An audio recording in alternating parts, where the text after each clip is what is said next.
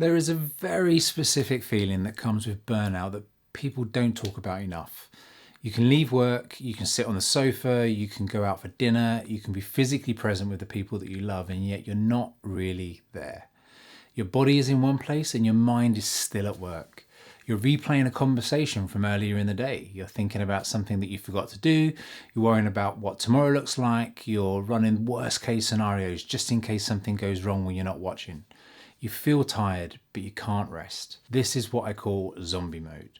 You are moving through life doing the right things on paper, but emotionally and mentally you're still clocked in and never fully arrive anywhere. Even at home, part of you is still on shift. And the hardest part is that most people around you can't see it.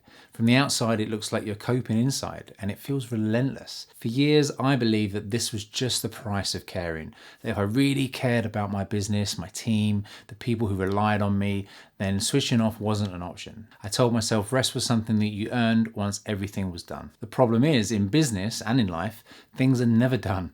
There is always another message, another decision, another problem to anticipate. So if rest is treated as a reward for finishing everything, you never get the rest. Welcome to the Lead Well channel, where we explore the inner world of leadership, well-being, and what it really means to build a business that doesn't break you. This episode is about detachment, not avoidance, not apathy. Detachment as a skill, the ability to put work down mentally, not just physically, so that you can actually recover. Because burnout isn't just about how much you work, it's about how much you carry. When I was at my worst, my personal life took a real hit. I remember being out with friends, sitting at a table, smiling, nodding, and feeling completely detached. They were laughing, talking, sharing stories, and I was somewhere else entirely. Part of me believed they could never understand what I was going through. I felt isolated even when I was surrounded by people. So I stopped opening up. I withdrew emotionally while still showing up physically. At home, it was even harder. I felt distant from my wife in a way that I couldn't explain. I was there, but I wasn't really present. I couldn't remember what gratitude or happiness even really felt like.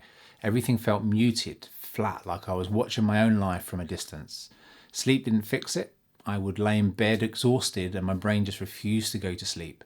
It replayed conversations, it planned for tomorrow, it imagined worst case scenarios. Even when I slept, I woke up feeling like I'd been working all night. At the time, I thought I was just tired. What I didn't understand was that my nervous system never felt safe enough to stand down. I wasn't exhausted from the work itself, I was exhausted from carrying the work everywhere that I went. This is where understanding what is actually happening in your brain becomes really important. Your brain is designed to keep you safe. One of the ways it does this is by holding on to unfinished tasks. Psychologists call this the Zeigarnik effect. Simply put, your brain doesn't like open loops. Unfinished work stays active in your mind because your brain believes remembering equals perfection. And that made sense when we were worried about survival. It doesn't work so well when you run a business, manage people, or carry responsibility that never really ends. Every unfinished task sits in the background of your mind. Every unresolved conversation, every decision that you haven't made yet, your brain keeps them running quietly in the background just in case you forget, just in case something goes wrong. Over time, this creates constant low-level stress. That is why you can't switch off. Not because you're weak, not because you lack discipline, but because your brain thinks it's doing its job. When I started rebuilding myself, I had a realization that changed everything. I wasn't burnt out because I worked too much. I was burnt out because I never stopped carrying the work. No one had ever taught me how to shut down properly. If this is sounding familiar, by the way, and you feel like you're always mentally on, even when you're supposed to be resting, you want to take my free business and wellness quiz. It shows you exactly where your mental load and nervous system are under pressure. You carry a lot, and you deserve the tools and the support to carry it well. One of the biggest myths we believe is that sleep equals rest. That if we just get more sleep, everything will feel better. But sleep and rest are not the same thing. You can sleep for 8 hours and still wake up wired. You can sleep and still feel tense. You can sleep and still feel like you never really recovered. If your nervous system doesn't feel safe, it doesn't downregulate, even during sleep. I used to go to bed tired but not calm. I'd wake up already bracing for the day before it even started. My body never really stood down from alert mode. That is why detachment matters so much. Detachment is not about caring less, it's about creating safety so that your system can recover. Detachment doesn't happen by accident, it has to be designed. And this is where the shutdown ritual comes in. The first part is to just brain dump. I've talked about this a few times in different videos. At the end of a work day or before you go to bed, you write everything that's in your head, not to solve it, not to organize it perfectly, just to get it out. I write the 3 most important things for tomorrow, not a massive list, just 3. I also write down any worries that are looping, and once they're on paper, my brain doesn't have to hold them anymore. This works because it externalizes the mental load. It tells your brain that the information is stored somewhere safe. The loop is closed. The second part is a physical trigger. Your brain responds to action more than intention. You can tell yourself that you're done with work all you like, but without that physical signal, your nervous system won't listen. For me, it was changing clothes the moment I got home. Work clothes off, comfortable clothes on. It sounds small, but it mattered. Sometimes it was a short walk, sometimes it was washing my hands and face, a clear physical marker that the day has shifted into a new beginning. Work stayed outside instead of following me into the evening. The third part is the phone boundary. This is the hardest part for most people. Your phone is the portal to stress. Every notification reopens a loop. Every message pulls you back into work mode. Even checking something small tells your brain that you're still on duty. I started putting my phone in a drawer for the first hour of being home, not as punishment, but as protection.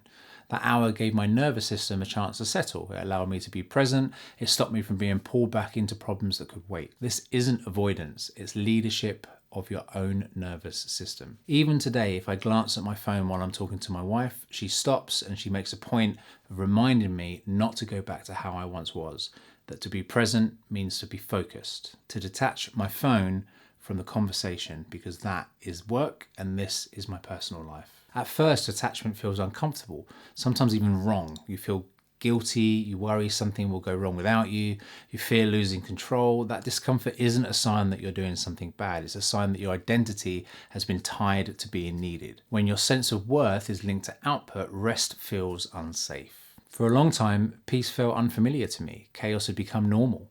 Silence felt loud, calm felt like something I had to earn. Learning to detach meant learning to tolerate stillness again, to sit without scanning for problems, to let my body experience safety. The deeper shift came when I realized the truth. I am not my output. My value does not disappear just because I'm resting. My worth doesn't drop when I'm not producing. Detachment didn't make me a worse leader, it made me a better one. When I learned how to put work down, I became more present, more thoughtful, more grounded. Gratitude returned and I could enjoy moments without bracing for what might go wrong. Detachment didn't remove responsibility, it removed constant survival mode. If you want to go deeper into this, watch my video on real rest, where I break down the difference between sleep and restoration. Detachment is the gateway to real rest. To bring this together, here's what matters. You can't switch off because your brain thinks it's protecting you. Burnout is not about effort alone, it's about mental load. Detachment requires intention, not willpower, and closing loops requires safety. Rest is not a reward, it's a requirement. I used to think I was someone who couldn't relax. What I really was someone who had never been taught how to stop carrying everything. You're allowed to be present. You're allowed to rest. You're allowed to be more than what you produce. If you enjoyed this video, feel free to give it a like and a subscribe. It helps me, it helps the channel, and it helps people like us find the content that really matters. And as always, I'd love to remind you that you matter too. Don't forget that.